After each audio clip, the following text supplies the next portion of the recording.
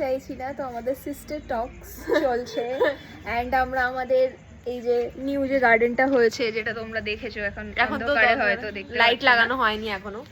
আজকেই সকালেই ভিডিও ছেড়েছি গার্ডেনের, আরো ভালো করে পুরো লুকটা কালকে দেওয়া হবে, ঠিক আছে? তো ছোট্ট মান্তু আর ছোট্ট পাম্পা এটা কোনোদিন ইমাজিন করতে পারে না যে তাদের বাড়ির সাথে একটা বাগান হতে পারে, বিকজ আমরা ছোটবেলায় যেখানে ভাড়া থাকতাম সেখানে তার সামনে একজনদের বাগান ছিল, দাদুর বাগান।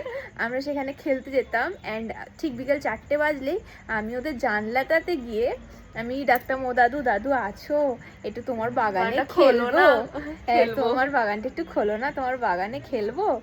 অ্যান্ড তার কাছে এটা আনরিয়েল মানে ভাবতে পারিনি দিদি আর আমি একটা বাগান বানাতে পারবো নিজেদের।